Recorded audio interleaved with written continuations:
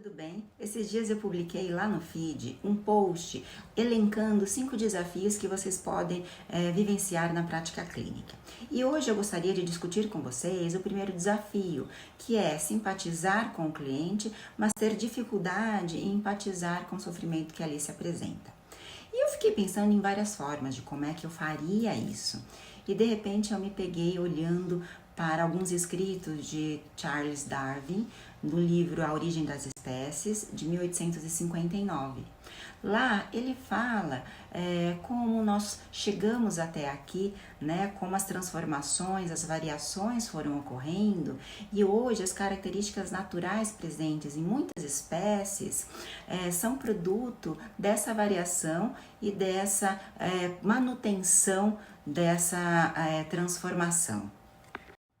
Para que as transformações ocorram numa espécie, é preciso que haja uma variação e essa variação ocorrendo ao longo do tempo que traga uma vantagem, geralmente individual, né, para aquele que variou e depois disso é necessário então que essas variações se renovem, se conservem para que as transformações de fato ocorram. E um exemplo muito bacana que eu pensei aqui enquanto eu lia sobre isso é sobre os pássaros, porque em casa eu adoro observar os passarinhos, né? Então a gente percebe que tem algumas características que são interessantes. Então as fêmeas com algumas cores mais apagadas, o macho muito colorido, né, muito bonito, assim, de cor. E aí o quanto essas transformações que parecem secundárias são importantíssimas para a sobrevivência dessa espécie. Essas colorações nos passarinhos, né, trazem algumas vantagens. Por exemplo, a possibilidade de se camuflar, para poder caçar, para poder esconder o ninho e também para poder procriar.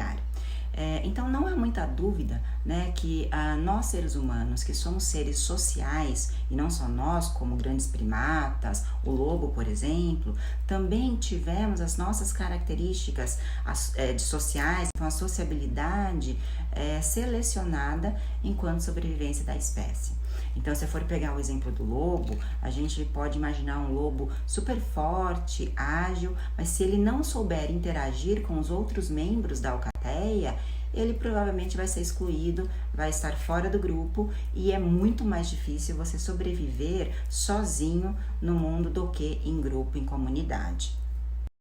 Uma vez que o processo de seleção natural acaba sempre por manter algumas características que ajudam na conservação da espécie, eu acho que fica fácil, né, da gente imaginar nós como animais sociais que foram preservadas então características fisiológicas e comportamentais ligadas à sociabilidade. Né? Então eu acho que isso é muito importante porque é pensar que nós somos seres sociais e que para isso essas características então tanto no nosso aparato fisiológico quanto no nosso aparato comportamental foram sendo preservadas e alteradas ao longo desse tempo todo.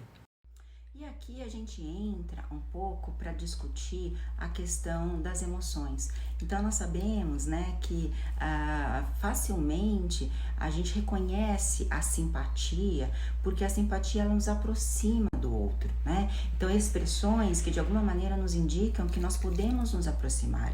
E a gente observa, né, emoções e essa leitura dessas emoções nas mais variadas espécies, principalmente as sociais. Então, recuperando um pouquinho lá no livro do Darwin, até acho que é um outro livro, que as emoções, expressão e emoção nos seres humanos e nos animais, alguma coisa assim, eu não me lembro agora exatamente o título, mas a gente consegue perceber que para você viver em comunidade e sobreviver, você precisa ter algumas habilidades comunicativas que passam por delas, né? Então não adianta nada sentirmos e expressarmos se nós estamos num mundo onde isso não é reconhecido. Então a gente vai olhar para o impacto, né, que as nossas expressões causam no outro e a capacidade do outro fazer esse tipo de leitura. Então tudo isso também selecionado ao longo da evolução dos seres mais sociais e como uma peça-chave para a questão da sobrevivência em comunidade, para a coordenação de caçadas ou então o trabalho em equipes, times, né? Enfim, para que então nós sobrevivêssemos ao longo desse tempo com essas habilidades comunicativas. E aí eu acho que entra um ponto importante que a gente discute sobre a simpatia.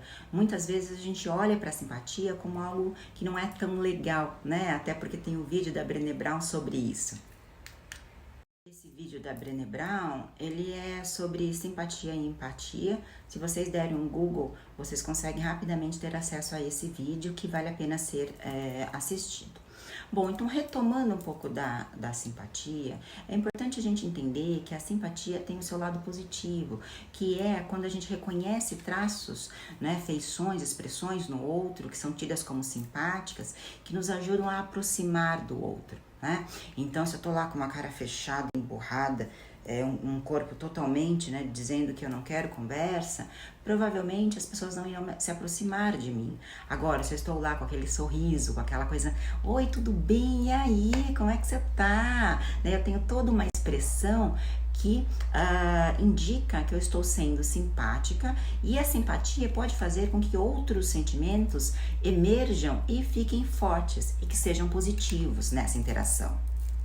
Como eu disse, a simpatia faz então com que alguns sentimentos ganhem força e aquela característica mais individualista vai perdendo a força e as pessoas vão, né, para benefício do bem comum.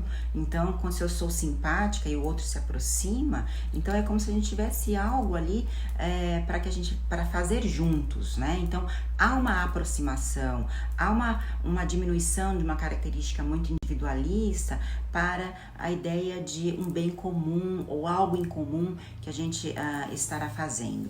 Então, eu acho que a simpatia, quando a gente pensa na clínica, tem um papel essencial para o início da interação terapeuta-cliente e da relação terapêutica.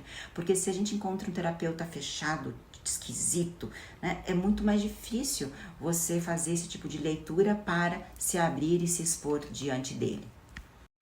E eu acho engraçado, né, porque eu sou conhecida como uma pessoa muito simpática.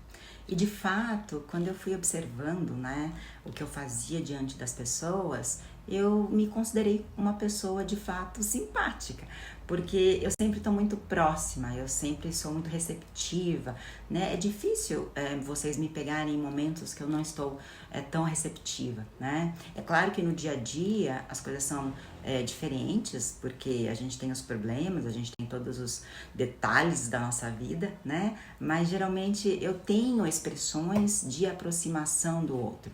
E como eu sempre digo, né? Eu adoro interagir, eu adoro conversar, tagarelar. A Elo é uma tagarela e até a Carol, agora que está falando, é uma tagarela. Então, eu me considero uma pessoa muito simpática, principalmente pelos feedbacks que eu recebo sempre sobre isso.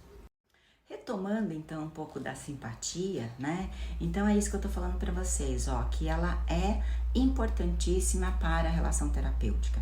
Então, principalmente para aqueles primeiros momentos com o cliente, quando você o recebe na sua clínica, quando você se apresenta, quando você olha para ele. Então, muitas expressões importantes que a gente dá dicas aí para que ele se aproxime e se sinta à vontade. É claro que clientes podem ter dificuldades em reconhecer essas expressões e não saber o que fazer com elas. Bom, entrando então agora na empatia, né? Que a empatia ela é um pouquinho diferente da simpatia, então é como se fosse um passo muito a mais e uma escolha de estar e ficar vulnerável diante do outro. E por quê? Porque a empatia traz pra gente a possibilidade de se unir então ao cliente de um jeito muito único. Então, primeiro, para que você consiga ser empática, né, você precisa se conectar com algo que é seu e se conectar com o sofrimento do cliente. E a gente fala muito que a empatia ela tem algumas fases experienciais importantes. Então, primeiro é a escuta que nós fazemos daquele sofrimento e a tomada de perspectiva. Depois é o que a gente consegue sentir, entender como é que aquilo nos impacta, como é que está impactando o cliente na fala, naquele conteúdo que ele está dizendo e como é que a gente consegue sair desse conteúdo todo e entender que ali tem um sentimento importante que muitas vezes nós também já sentimos.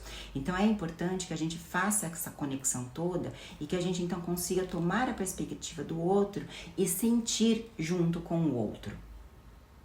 Bom, eu nunca vou esquecer de um exemplo que um participante de um workshop nos trouxe.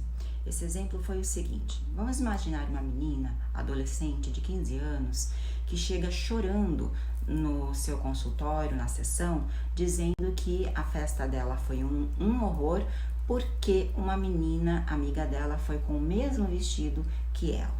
Então, a princípio, a gente pode julgar e pensar várias coisas do tipo, nossa, mas não precisa tanto para que é importante. Bom, e como é que a gente pode empatizar? Então, fora a questão de se conectar com o sentimento, com o impacto que o outro produz em você e tomar a perspectiva do outro no sofrimento. E agora sobre algumas topografias, né, de empatia. Eu tô falando topografias porque eu vou dar alguns exemplos, mas elas precisam ser funcionais e topografia não vale, né, porque senão você tá fingindo empatia, isso não é possível, né, não deveria ser possível numa clínica consciente. Então a gente pode parafrasear aquilo que o cliente nos diz, a gente pode validar aqueles sentimentos do tipo, é óbvio que você vai se sentir assim nessa situação. Você pode se auto-revelar, você pode mostrar preocupação pessoal pelo cliente, você pode tentar falar alguma situação sua, alguma preocupação com um tom de voz mais carinhoso, mais brando ou mais afetivo. Enfim, tudo isso de um jeito genuíno e aquela famosa frase que eu falo, sem empatia não há terapia. Bom, e pra gente encerrar o nosso papo de hoje, eu dei uma super pincelada, né? Então depois, obviamente, para quem gostar do tema, pode se aprofundar mais. Mas eu acho que uma coisa que eu acho interessante de colocar agora é pensar que a habilidade de expressar sentimentos, de reconhecer esses sentimentos, desejos, necessidades nossas do outro, foram características selecionadas para a sobrevivência da nossa espécie e que tem o convívio social como algo fundamental nessa sobrevivência.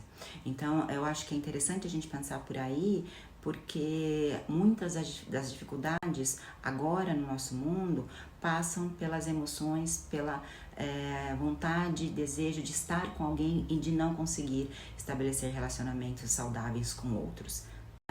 Agora no nosso mundo passam pelas emoções, pela vontade, desejo de estar com alguém e de não conseguir estabelecer relacionamentos saudáveis com outros. Papo para uma outra aula, para um outro momento. Espero que vocês tenham gostado, pessoal. Beijo!